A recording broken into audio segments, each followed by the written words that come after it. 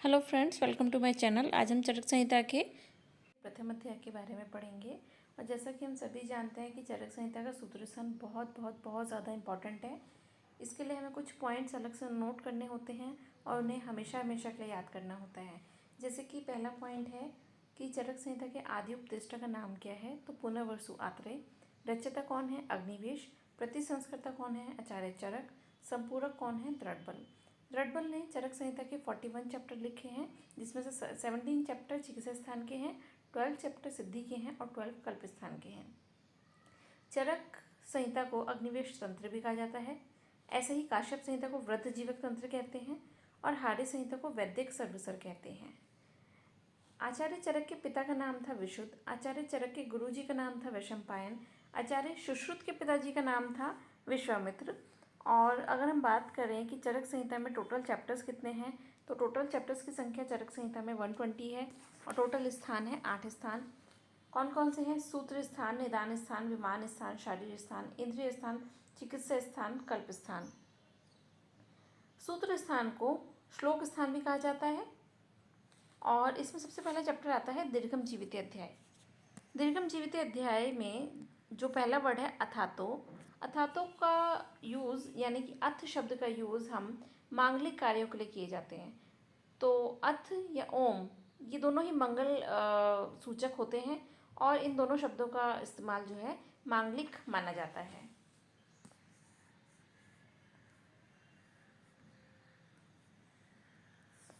तो हम बात करते हैं कि चरक संहिता में 3 प्रकार की एषणाएं बताई गई हैं। आप लोग यहाँ देख भी सकते हैं, इसके विमर्श में लिखा है कि आचार्य चरक जी ने 3 प्रकार की एषणाएं बताई हैं। कौन कौन सी?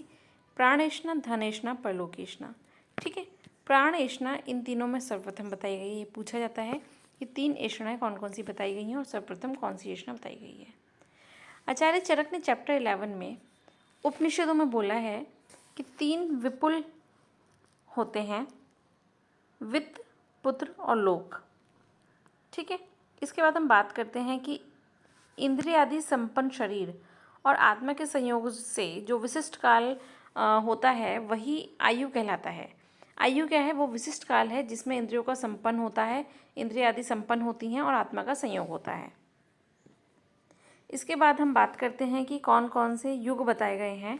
तो इस विमर्श में आप पढ़ेंगे कि 4 प्रकार के युग बताए गए हैं: सतयुग, त्रेता युग, द्वापर युग, कलयुग।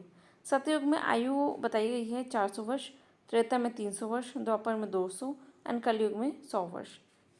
जैसा कि हम सभी जानते हैं कि कलयुग में आयु का ह्रास होता जा रहा है, तो 400 से स्टार्ट होकर 400, 300, 200 एंड 100 ऐसे ही आयु आ रही है। इसके बाद पुरुषार्थ चतुष्टय की बात की गई है। तो पुरुषार्थ चतुष्टय में क्या चीज़ आती हैं? धर्म, अर्थ, काम, मोक्ष। इनकी प्राप्ति के लिए ही जो है भिन्न भिन्न युगों में पुरुष अवतरित होता है, ऐसा बताया गया है। और इनकी प्राप्ति के लिए दीर्घ जीवन का उपदेश दिया गया है कि इस सूत्र में अगर हम बात करते हैं तो इस ग्रंथ में सूत्र स्थान, निदान स्थान, विमान स्थान, शारीर स्थान, इंद्रिय स्थान, चिकित्सा स्थान, कल्प स्थान, सिद्धि स्थान, ये सभी स्थान बताए गए हैं। और सर्वप्रथम इसमें सूत्र स्थान का उपदेश किया गया है। सूत्र स्थान का अर्थ है आयुर्वेदिक सभी विषयों को सूचित करने वाला स्थान या आयुर्वेद तंत्र में प्रतिपाद्य विषय रूप से पुष्पों की माला की तरह सूत में गूंथने वाला स्थान। अर्थात सूत्र स्थान में संपूर्ण संहिता में बतलाए गए विषयों को गूंथ कर सूचित करने के लिए सुरक्षित किया गया है। यही इस सूत्र स्थान की इम्पोर्टेंस है। और जैसा कि हम सभी जानते हैं कि सूत्र स्थान चाहे चरक संहिता को चाहे सुश्रुत संहिता का हो, सूत्र स्थान अपने आप में बहुत ज़्यादा इंपॉर्टेंट होता है। अब बात करते हैं सूत्र किसे कहते हैं। तो वो थोड़े से अक्षर जो थोड़े होते हुए भी कई अर्थों को बतलाते हैं, सूत्र कहलाते हैं। इसके बाद हम बात करते हैं अनुबंध चतुष्टय की। तो अनुबंध चतुष्टय में 4 चीज़ें आती हैं: अभिधेय, प्रयोजन, संबंध, अधिकारी। ठीक है, अभिधेय, प्रयोजन, संबंध, अधिकारी, ये 4 चीज़ें अनुबंध चतुष्टय में आती हैं। और इसके साथ साथ आप जानिए कि अग्निवेश तंत्र कहा जाता है चरक संहिता को, और चरक संहिता का प्रयोजन होता है धातु साम्य क्रिया। ये क्वेश्चन पूछा जाता है कई बार MCQ में कि चरक संहिता का प्रयोजन क्या है, तो धातु साम्य क्रिया चरक संहिता का प्रयोजन है। इसके बाद तंत्र प्रयोजन। तंत्र प्रयोजन क्या है? तंत्र प्रयोजन अभिधेय, प्रयोजन, अधिकारी, संबंध, ये 4 प्रकार के जो अनुबंध चतुष्टय बताए गए हैं इनके बारे में बताया गया है यहाँ पर। फिर हम देखते हैं कि इस सूत्र स्थान में, चरक संहिता के सूत्र स्थान में 4 प्रकार के सूत्र बताए गए हैं। तो ये भी क्वेश्चन बहुत पूछा जाता है कि कितने प्रकार के सूत्र बताए गए हैं और कहाँ बताए गए हैं। तो चरक संहिता के सूत्र स्थान में 4 प्रकार के सूत्रों का वर्णन आया है। पहला सूत्र है गुरु सूत्र, दूसरा है शिष्य सूत्र, तीसरा है प्रतिसंस्कृत सूत्र और चौथा है एककीय सूत्र। इसके बाद हम बात करते हैं कि इसमें कौन कौन से चतुष्क बताए गए हैं। तो चरक संहिता में टोटल 8 चतुष्क बताए गए हैं। पहला है भेषज चतुष्क, दूसरा स्वास्थ्य चतुष्क, तीसरा निर्देश कल्पना, चौथा कल्पना चतुष्क, पांचवा रोग चतुष्क, छठा योजना चतुष्क, सातवां अन्नपान एंड 8वां संग्रह द्वय। तो इसमें 4 चैप्टर का समावेश हुआ है। जैसे कि 1, 2, 3, 4 चैप्टर नंबर अध्याय जो आते हैं वो भेषज चतुष्क में आते हैं। पहला चैप्टर है देगम जीवित, दूसरा अपमार्ग तंडुल्य, तीसरा आर्यवधेय, चौथा है षड्विरेचनीय। दूसरा आता है स्वास्थ्य चतुष्क। तो इसमें चैप्टर नंबर 5, 6, 7, 8 आते हैं। इसमें आयुर्वेद का प्रयोजन बताया गया है। 2 लक्ष्यों को सामने रखा गया है इसमें कि प्रथम स्वास्थ्य का संरक्षण करना, दूसरा रोग का प्रशमन करना। ठीक है, इसी तरह से अन्य चतुष्क बताए गए हैं इसमें। तीसरा है निर्देश चतुष्क, जिसमें चैप्टर नंबर 9 to 12 आते हैं। ये चिकित्सा के लिए वैद्य, रोगी, परिचारक, औषध, इन सभी का वर्णन इसमें किया गया है। और नेक्स्ट है कल्पना चतुष्क, जिसमें चैप्टर नंबर 13 to 16 आते हैं। नेक्स्ट है रोग चतुष्क, जिसमें 17 to 20 आते हैं। योजना चतुष्क 21 to 24 आते हैं। अन्नपान चतुष्क 25 to 28 एंड संग्रह द्वय। संग्रह द्वय में 29 और 30 चैप्टर आते हैं। तो ये चतुष्क याद करना बहुत ही इंपॉर्टेंट है। इसके बाद हम बात करते हैं कि अग्रतपा किसे कहा गया है चरक संहिता में चैप्टर 1 सूत्र स्थान में? तो भारद्वाज के लिए अग्रतपा यूज़ किया गया है। और जब हम बात करते हैं कि दीर्घतपा किसके लिए आया है, तो हमने यहाँ मेंशन भी किया हुआ है कि दीर्घतपा सुश्रुत संहिता में धन्वंतरि के लिए आया है और अग्रतपा किसके लिए आया है? चरक संहिता में भारद्वाज के लिए आया है। इसके बाद हम नेक्स्ट पढ़ते हैं कि आयुर्वेद का अवतरण क्या है। तो आयुर्वेद का अवतरण तो जैसा कि हम सभी जानते हैं कि सबसे पहले ब्रह्मा जी ने दक्ष प्रजापति को आयुर्वेद का ज्ञान दिया। उसके बाद अश्विनी कुमारों को दिया। उसके बाद अश्विनी कुमार ने इंद्र को दिया। इंद्र ने आचार्य भारद्वाज को दिया। भारद्वाज ने पुनर्वसु आत्रेय को दिया और पुनर्वसु आत्रेय ने अपने 6 शिष्यों को दिया। कौन कौन से शिष्य थे? अपराजित हैं भेलचार, दैट इज अग्निवेश, पराशर, जतुकर्ण, हारित, भेल, शार्पाणी। ये पूछा जाता है, आप सभी को ये चीज़ याद होनी चाहिए। देखिए यहाँ पर भी मैंने मेंशन किया हुआ है कि चतुष्क हमारे जो है चरक संहिता में 7 बताए गए हैं। भेषज, स्वास्थ्य, निर्देश, कल्पना, रोग, योजना, अन्नपान एंड संग्रह द्वय। ठीक है, इसके अलावा इसमें इंपॉर्टेंट क्या है कि शक्र, शचीपति, सहस्त्राक्ष किसके लिए आया है? इंद्र के लिए आया है। ठीक है, और भारद्वाज के लिए क्या है? उग्रतपा एंड महामती। उग्रतपा एंड महामती किसके लिए बोला है? भारद्वाज के लिए बोला है। अमर गुरु धन्वंतरि के लिए बोला है और दीर्घतपा सुश्रुत संहिता में धन्वंतरि के लिए बोला है। अमर प्रभु इंद्र के लिए बोला है और शक्र भी इंद्र के लिए बोला है। उग्रतपा भारद्वाज के लिए बोला है चरक संहिता में। ठीक है, इसके बाद हम नेक्स्ट पेज पे आते हैं। तो आयुर्वेद का शास्त्र जो है वो अनादि है। ये भी क्वेश्चन पूछा जाता है कि आयुर्वेद शास्त्र अनादि है या अंत है? तो अनादि है। आप इसकी विमर्श की पहली लाइन में पढ़ सकते हैं, आयुर्वेद शास्त्र अनादि है। ऐसा किसने कहा है? आचार्य सुश्रुत ने कहा है। सर्वप्रथम आचार्य ब्रह्मा ने सृष्टि की रचना की और अपना एज अ प्रवर्तक दक्ष प्रजापति को आयुर्वेद का उपदेश दिया। ये हम सभी ने भी पढ़ा। इसके अलावा हम पढ़ते हैं कि संभाषा कितनी होती है? तो संभाषा 7 होती हैं। आप सभी ने पढ़ा होगा कि चरक सूत्र स्थान में 7 संभाषाओं का वर्णन आया है, जिसमें से 4 संभाषा सूत्र स्थान में बताई गई हैं, 2 शारीर स्थान में, 1 सिद्धि स्थान में। तो 4 जो सूत्र स्थान में आई हैं वो कहाँ कहाँ पर आई हैं? चैप्टर नंबर 1 दीर्घम जीवित, chapter number 12 and chapter number 24। ठीक है, इस तरह से 4 जो है सूत्र की परिभाषाएं, संभाषा का वर्णन सूत्र स्थान के 4 चैप्टर में आया है। इसके बाद हम ये श्लोक नंबर 6 की बात करते हैं। विघ्नीभूता यदा योगा प्रादुर्भावता शरीराम। और इसमें जो लास्ट वर्ड है पार्श्व हिमवता। पार्श्व हिमवता का मतलब है कि हिमालय पर्वत पर जो सारे ऋषि थे वो एकत्रित हुए, उन्होंने तपस्या की और तपस्या करने के बाद प्राणियों के लिए दया भाव रखते हुए पुण्य कार्य करने के लिए उन्होंने जो है ये एक तरह से मीटिंग की, एक तरह से जहाँ पर सारे महर्षि एकत्र होकर ये जो है संभाषा का और कंडक्शन किया, उसके लिए पार्श्व हिमवत शब्द आया है। ठीक है, कहाँ पर किया गया? हिमालय पर्वत पर किया गया। नेक्स्ट विमर्श में हम पढ़ते हैं कि उपवास का अर्थ क्या होता है। इसके बाद हम देखते हैं कि पुरुषार्थ चतुष्टय के बारे में हमने पढ़ा कि पुरुषार्थ चतुष्टय में 4 चीज़ें आती हैं, धर्म अर्थ काम मोक्ष। और इसके बाद 53 महर्षियों की गणना की गई है।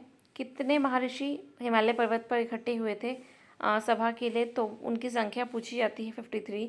आप चाहें तो इनके नाम भी याद कर सकते हैं: आत्रेय, गौतम, सांख्य, पुलस्त्य, नारद, अगस्त्य, वामदेव। इसमें इम्पॉर्टेंट है बालखिल्य। बालखिल्य जो ब्रह्मा का ज्ञान जिन सभी ऋषियों को था उनमें से एक है और इनका नाम काफ़ी इम्पॉर्टेंट है। इसमें कृष्ण आत्रेय नहीं थे। नेक्स्ट आता है श्लोक नंबर 15। श्लोक नंबर 15 में पुरुषार्थ चतुष्टय का वर्णन किया गया कि धर्मार्थ काम मोक्ष, मोक्ष अर्णम आरोग्यम मूलम उत्तम। ठीक है, धर्म अर्थ काम मोक्ष ही आरोग्य के मूल हैं, उत्तम हैं। ठीक है, तो ये श्लोक बहुत इंपॉर्टेंट होता है, सभी को याद होना चाहिए। इसके बाद हम बात करते हैं कि पुरुषार्थ का उत्तम मूल हमने पढ़ लिया। धर्म अर्थ काम मोक्ष होता है। अमर प्रभु इंद्र के लिए आया है, अमर गुरु धन्वंतरि के लिए आया है, इंपॉर्टेंट है, याद रखिएगा।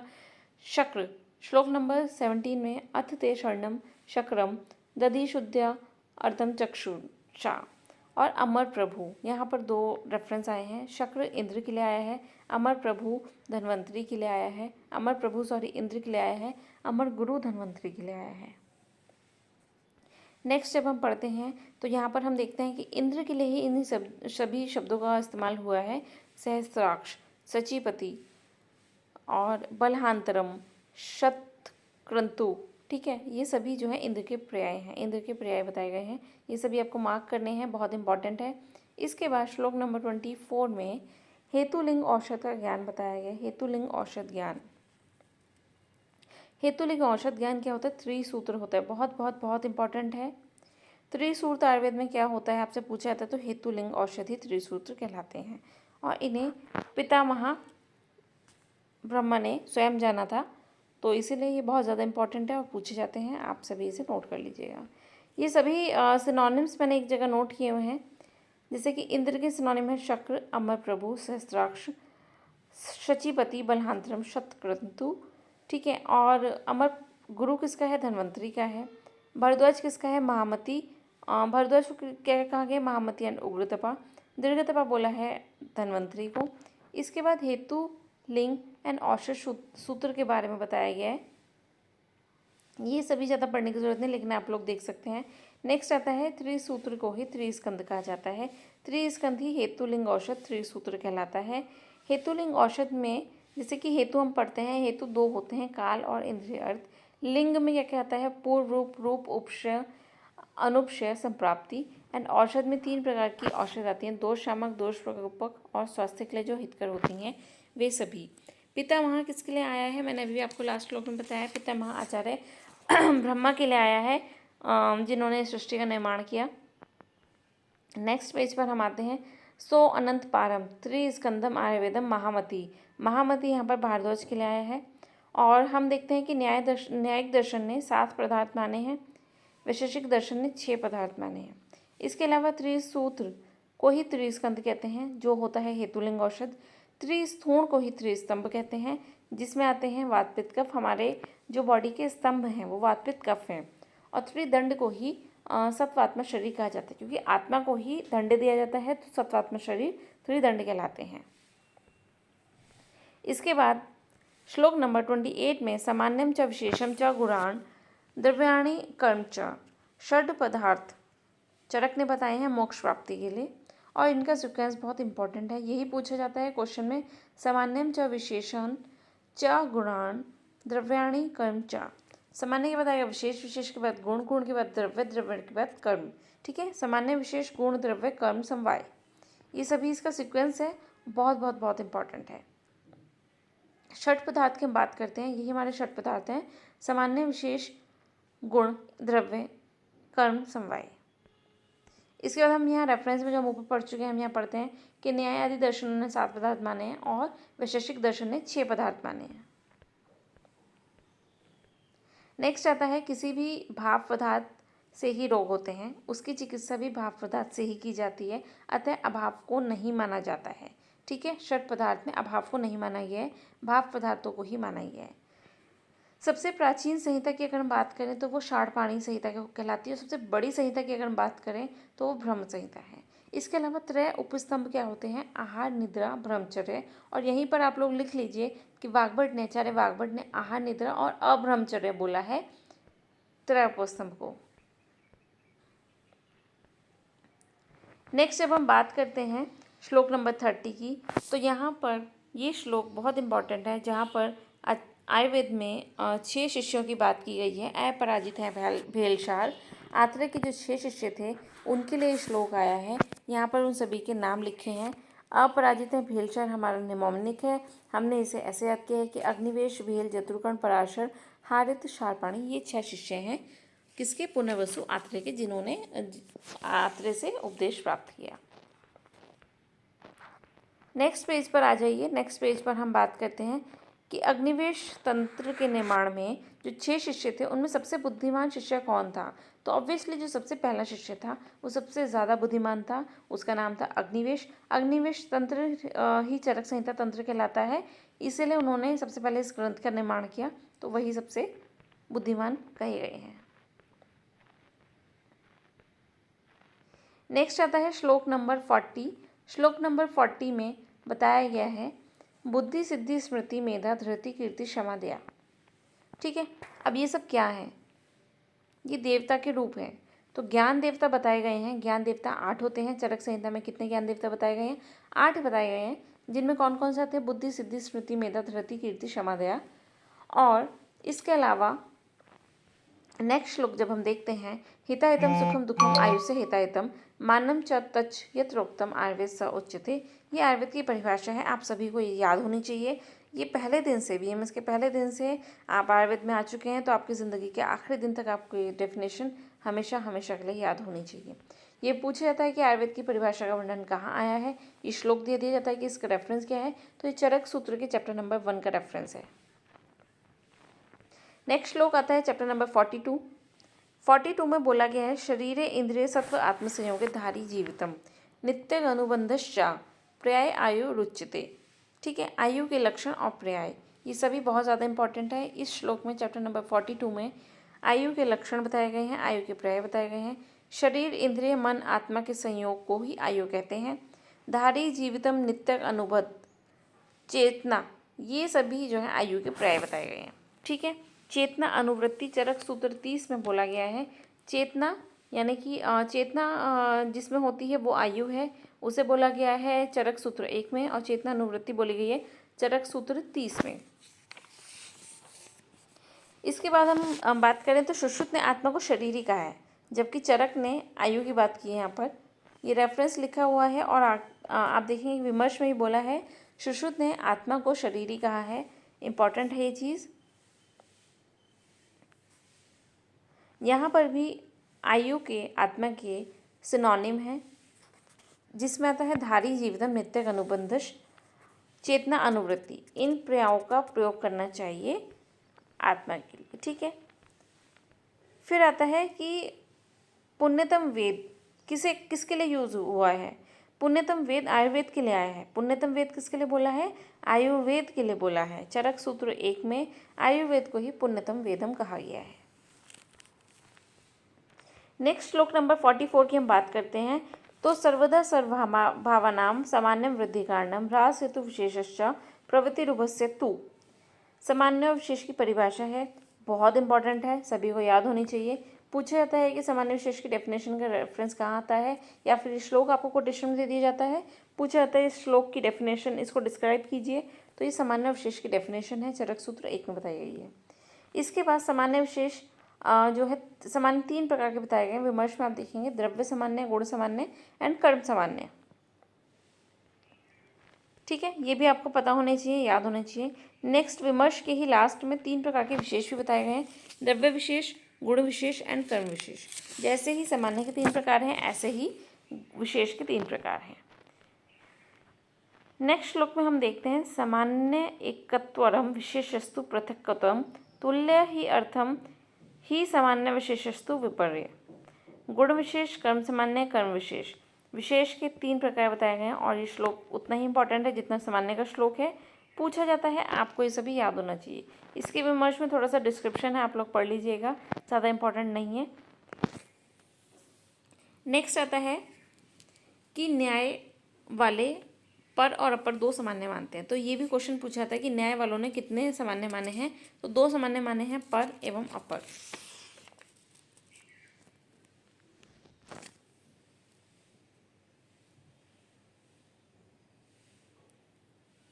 नेक्स्ट पेज पे जब हम आते हैं तो हम यहाँ पर श्लोक नंबर 46 की बात करते हैं, जिसमें क्या है, सत्व आत्मा शरीर, जिसे हम त्रिदंड कहते हैं या फिर त्रिलोक भी कहते हैं।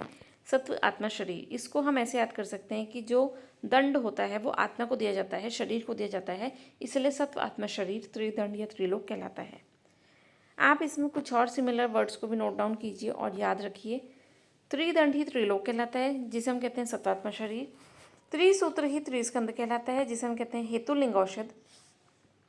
त्रिस्थूण ही त्रिस्तंभ होते हैं, जो कि कहलाते हैं वात पित्त कफ, हमारे शरीर के जो 3 स्तंभ हैं। त्रयोपस्तंभ होते हैं, जिनको हम कहते हैं आहार निद्रा ब्रह्मचर्य। यहाँ पर वाग्भट ने बोला है आहार निद्रा अब्रह्मचर्य। पूछा जाता है वाग्भट का। त्रिविध बल होते हैं, सहज, कालज और युक्तिज। त्रिविध आयतन होते हैं, इंद्रिय, अर्थ, कर्म व काल। त्रिविध रोग होते हैं, निज, आगंतुज और मानस। त्रिविध रोग मार्ग होते हैं, शाखा, कोष्ठ और मर्मस्थि संधि। त्रिविध वैद्य होते हैं, छद्मचर, सिद्धिसाधित और चिकित्सा के गुणों से परिपूर्ण होना। त्रिविध चिकित्सा होती है, देव चिकित्सा, युक्ति चिकित्सा, सत्वराज्य चिकित्सा। त्रिविध औषध होती है, अंतःपरिमार्जन, बहिपरिमार्जन एवं शस्त्र परिधान। ठीक है। नेक्स्ट श्लोक नंबर 47 की हम बात करते हैं। तो यहाँ पर पुमान, पुरुष को पुमान कहा गया है और कहा गया कि सत्व आत्मा शरीर के संयोग से जो बनता है दैट इज पुमान, पुरुष कहलाता है। ठीक है। आयुर्वेद शास्त्र का अधिकरण ही चिकित्सा का विषय है। आयुर्वेद शास्त्र का अधिकरण क्या है, चिकित्सा का विषय है। ये भी क्वेश्चन पूछा जाता है। तो आयुर्वेद शास्त्र का अधिकरण तो हो गया चिकित्सा का विषय, लेकिन आयुर्वेद शास्त्र का अधिकारी कौन है, अधिकरण कौन है, वो होता है पुरुष। ठीक है। आयुर्वेद शास्त्र का अधिकारी है पुरुष। नेक्स्ट, इंद्रिय को ही इंद्र आत्मा कहा गया है। इंद्रिय को ही इंद्र या आत्मा कहा गया, जिसके माध्यम से ज्ञान की प्राप्ति होती है, वह इंद्रिय कहलाती है। नेक्स्ट, द्रव्य की गणना की गई है। तो द्रव्य की गणना 2 तरह से की जाती है। द्रव्यों की संख्या 2 तरह से होती है, कारण द्रव्य एवं कार्य द्रव्य। जो कारण द्रव्य हैं, जो किसी भी चीज़ में कारण है, वो 9 प्रकार के होते हैं, और जो कार्य द्रव्य होते हैं, जो किसी भी कार्य को करने वाले होते हैं, वो असंख्य होते हैं। ये यहाँ पर श्लोक नंबर 48 में बोला गया है। तो कारण द्रव्य की संख्या कितनी है, 9, एवं कार्य द्रव्य कितने हैं, असंख्य हैं। असंख्य में चेतन, अचेतन, अंतर चेतन और बहिश्चेतन दोनों प्रकार के द्रव्य आते हैं।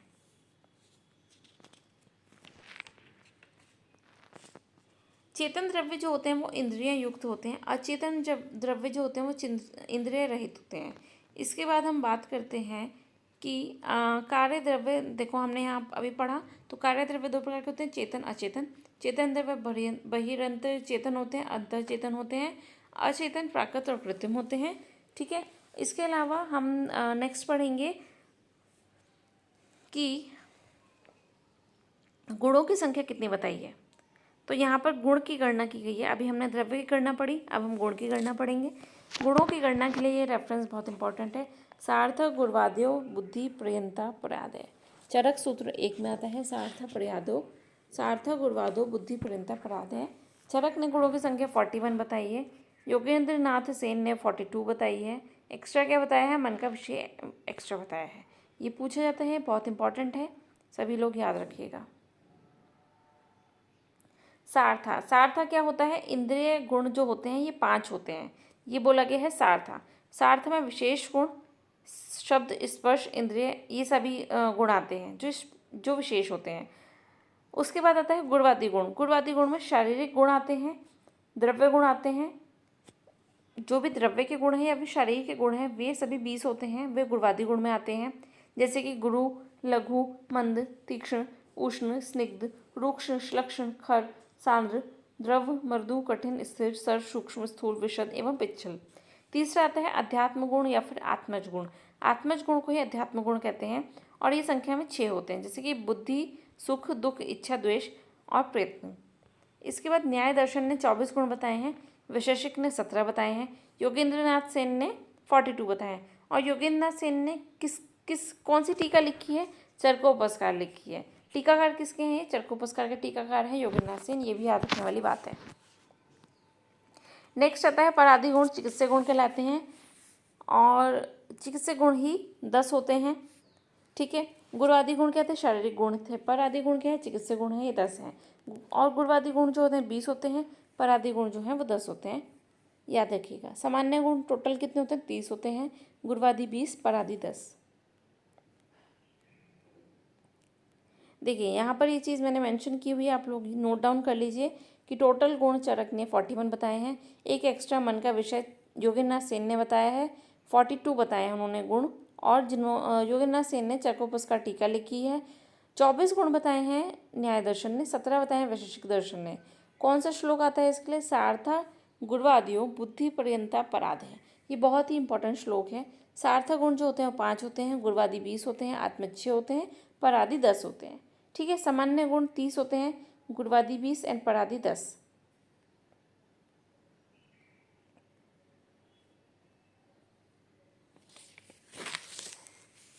नेक्स्ट जब हम बात करते हैं तो नेक्स्ट श्लोक नंबर 49, प्रयत्न आदि कर्म चेष्टम उच्यते। प्रयत्न आदि के द्वारा की गई चेष्टा ही कर्म कहलाती है। प्रयत्न आदि कर्म चेष्टम उच्यते, प्रयत्न आदि के द्वारा की गई चेष्टा ही कर्म कहलाती है। तर्क संग्रह ने कर्म के भेद बताए हैं और लौकिक कर्म के भेद बताए हैं 5। चरक ने 2 कर्म बताए हैं विमान स्थान में, देव एवं पौरुष। और वैशेषिक दर्शन और कणाद ने कर्म के 5 भेद बताए हैं। कौन कौन से? उत्क्षेपण, अवक्षेपण, आकुंचन, प्रसारण एवं गमन। विमर्श में लिखा हुआ है उत्क्षेपण, अवक्षेपण, आकुंचन, प्रसारण, गमन, ये 5 जो हैं कर्म के भेद बताए गए हैं।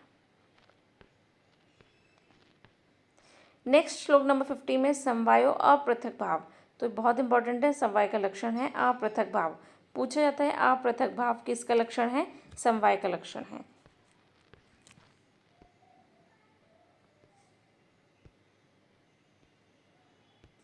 नेक्स्ट, यत्र आश्रिता कर्म गुण कारणम समवाय यत तद्द्रव्यम। द्रव्य का लक्षण बताया गया कि यत्र आश्रितम कर्म गुणा कारणम समवाय यत तद्द्रव्यम, जिसमें कर्म और गुण आश्रित रहते हैं, है ना।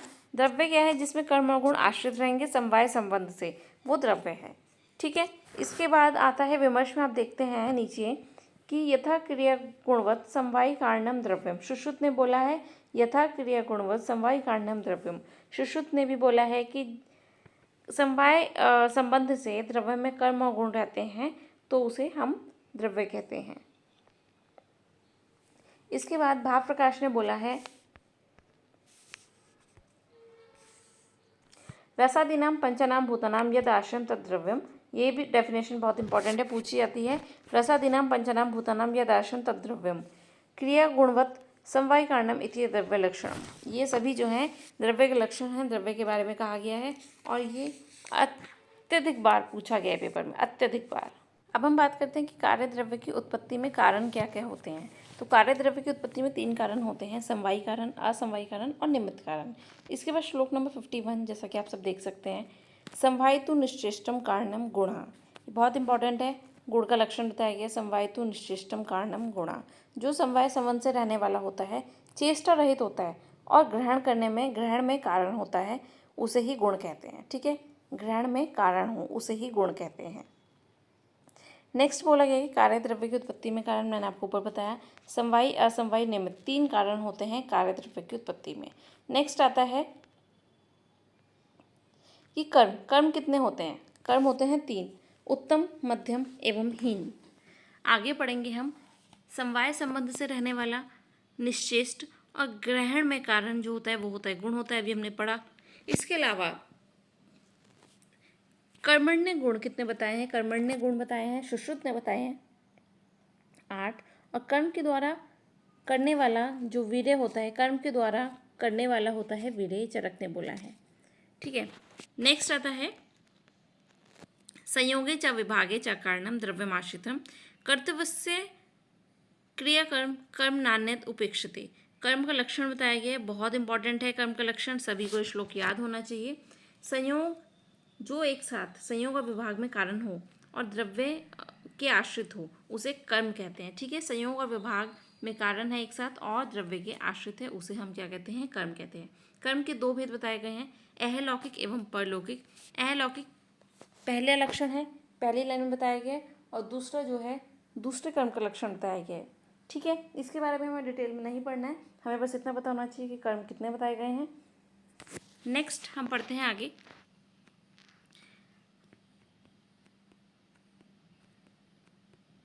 लौकिक कर्म कितने प्रकार के होते हैं? तो लौकिक कर्म बताए गए हैं सत प्रत्यय, असत प्रत्यय एवं अप्रत्यय, 3 प्रकार के होते हैं, याद रखिएगा। ठीक है, नेक्स्ट आता है श्लोक नंबर 53। श्लोक नंबर 53 में धातु साम्य क्रिया च उक्त तंत्रस्य प्रयोजनम। यहाँ पर अग्निवेश तंत्र का प्रयोजन जो मैं आपको स्टार्टिंग से बोलती आ रही हूँ कि अग्निवेश तंत्र यानी कि चरक संहिता का प्रयोजन क्या है? धातु साम्य है। श्लोक नंबर 53 में बताया गया है कि धातु साम्य ही अग्निवेश तंत्र का प्रयोजन है। इस पर क्वेश्चन पूछा जाता है, आप सभी लोगों को ये चीज़ याद रखनी है। हेतु संग्रह कितने होते हैं? हेतु के संग्रह होते हैं 3। और व्याधि के आश्रय कौन कौन होते हैं? शरीर एवं मन। श्लोक नंबर 54 की हम बात करते हैं, इसमें लिखा गया है त्रिविधो हेतु संग्रह। यहाँ पर आप देखेंगे द्रव्य आश्रणाम व्याधि नाम त्रिविधो हेतु संग्रह। तो हेतु संग्रह कितने होते हैं? 3 होते हैं। कौन कौन से? मिथ्य योग, अयोग, अतियोग, ये 3 हेतु संग्रह होते हैं। और समयोग होना किसका कारण होता है? आरोग्य का कारण होता है। यदि इन तीनों का समयोग हो जाएगा तो वो आरोग्य की प्राप्ति होगा। ठीक है, नेक्स्ट आता है चतुर्योग क्या होते हैं? तो चतुर्योग होते हैं अयोग, अतियोग, मिथ्यायोग एवं समयोग। चतुर्योग रोग, आरोग्य, सुख एवं दुख का कारण होता है। नेक्स्ट हम पढ़ते हैं श्लोक नंबर 55 में कि रोग का आश्रय कौन होता है? रोग के आश्रय होते 2 चीजें हैं, कौन? मन एवं शरीर। काल बुद्धि इंद्रिय अर्थम का समयोग सुख का कारण होता है। सुख का कारण भी पूछा जाता है, दुख का कारण भी पूछा जाता है। तो काल बुद्धि इंद्रिय अर्थ इन सभी का संयोग होना सुख देता है, सुख का कारण होता है। एवं रोग के आश्रय 2 होते हैं, शरीर एवं मन। आत्मा रोग का आश्रय नहीं होता है। किसने बोला है? चरक ने बोला है कि आत्मा रोग का कारण नहीं है। ठीक है, आश्रय भी नहीं है, कारण भी नहीं है। आत्मा के लिए यहाँ पर पहला वर्ड श्लोक का यूज किया है निर्विकार। दूसरा क्या है? सर्वभूत गुणेंद्रिय। ये NIA में पूछा गया क्वेश्चन था कि सर्वभूत गुणेंद्रिय किसके लिए कहा गया? आत्मा के लिए कहा गया। चैतन्य कारणम किसके लिए कहा गया? आत्मा के लिए कहा गया। नित्य दृष्टा पश्यते ही क्रिया आत्मा के लिए आया है। तो नित्य क्या क्या होते हैं? समवाय होता है और आत्मा होती है। नेक्स्ट हम देखते हैं कि दोष कितने प्रकार के होते हैं। तो वात पित्त कफ आप सभी ने पढ़ा होगा कि दोष 3 होते हैं, लेकिन जब यहाँ पर दोष के प्रकार पूछे जाते हैं, टाइप ऑफ दोष पूछा जाता है, तो 2 ही प्रकार के दोष होते हैं, 3 नहीं होते हैं। कौन कौन से? शारीरिक एवं मानसिक। शारीरिक दोष 3 प्रकार के होते हैं, वात पित्त कफ, और मानसिक होते हैं रज और तम, सत्व और रज।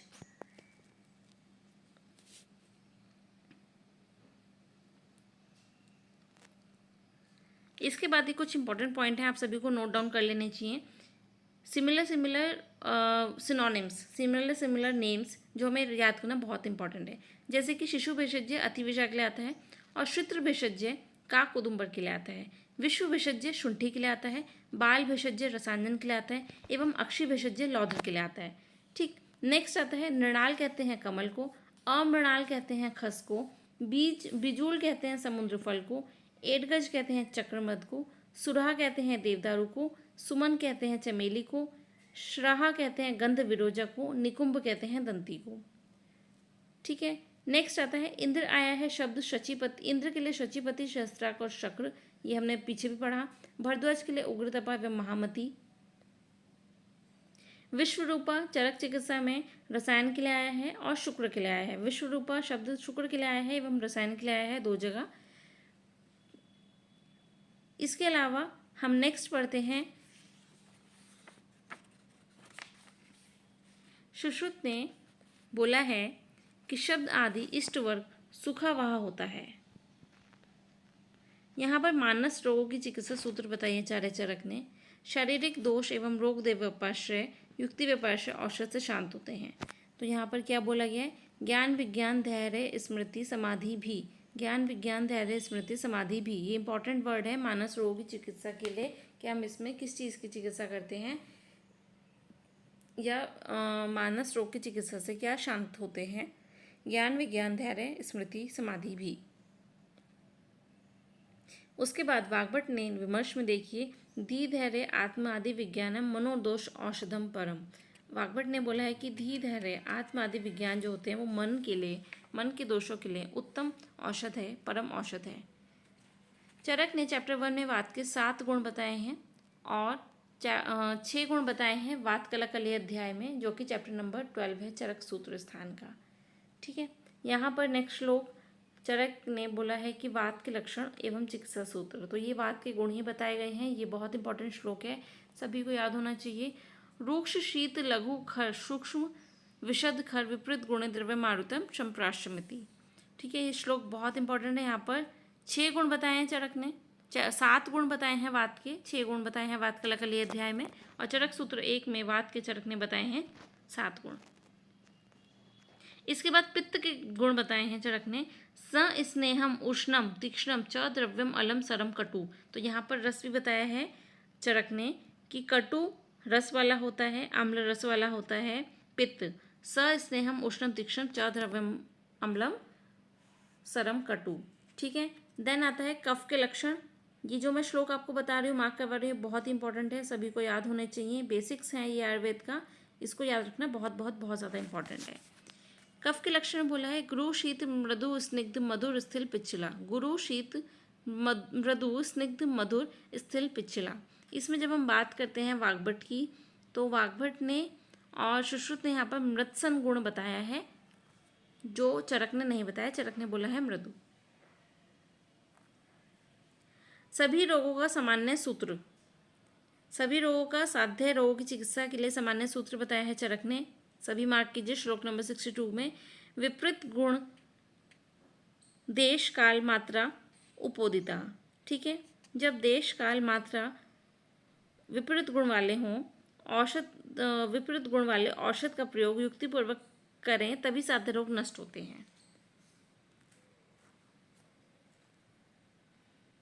इसके बाद नेक्स्ट आता है रस का लक्षण। रस के लिए बोला है कि रस की योनि जल होती है, द्रव्य आप और शीति होता है। ठीक है, चरक सूत्र 26 में भी बोला गया है कि रस योनि जल है और रस द्रव्य जो है आप शीति है। रस के लक्षण में ये श्लोक बहुत इंपॉर्टेंट है। रस नार्थो रसस्तस्य द्रव्यमाभम शिति तथा निवृत्त च विशेष च प्रत्यय खाद्यान्त्रय।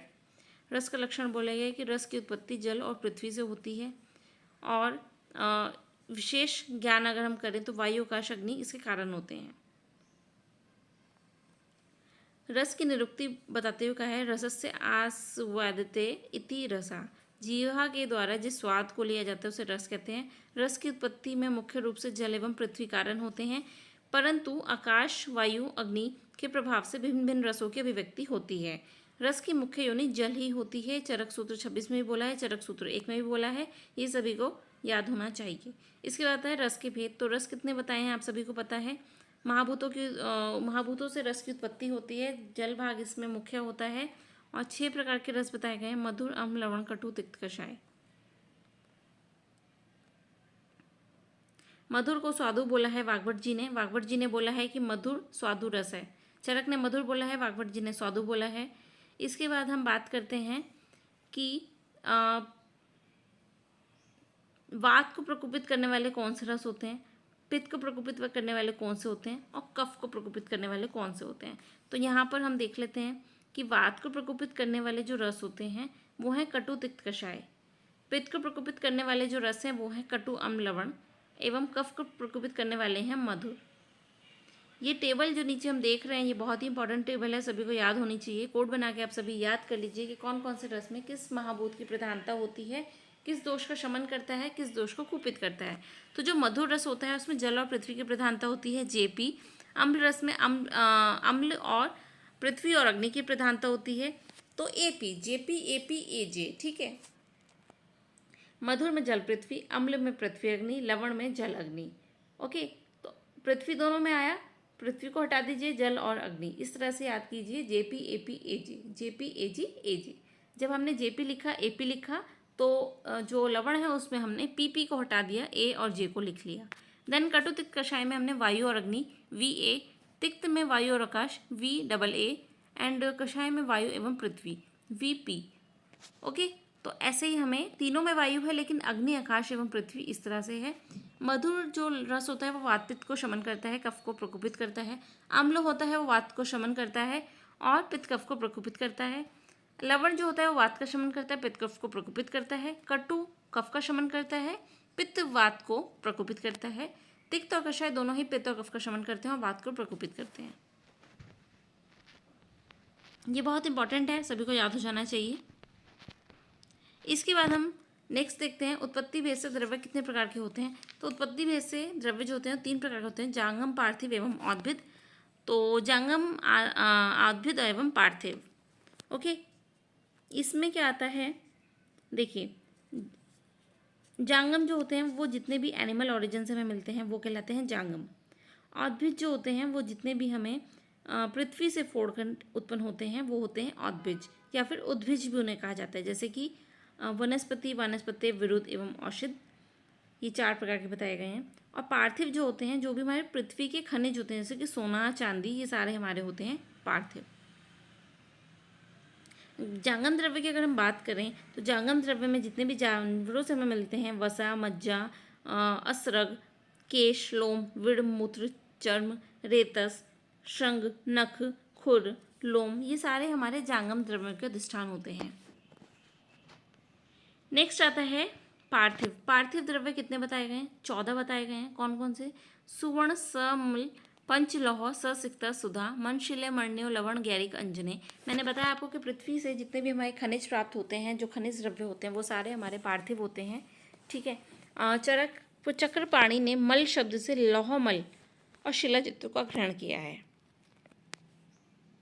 नेक्स्ट हम बात करते हैं औद्भिद द्रव्य। तो औद्भिद द्रव्य 4 प्रकार के हैं, बहुत ही इंपॉर्टेंट है। श्लोक नंबर 72 में जो लिखा है, औद्भिदम तो चतुर्विधम, वनस्पति विरुद्धम, वानस्पत्य तथा औषधि, फल वनस्पति पुनर्वनस्पति फलेरपि। ये बहुत इंपॉर्टेंट कोटेशन है, सभी को याद होनी चाहिए। औषधे फल पाकांता प्रतान विरुद्ध स्मृता। ठीक है।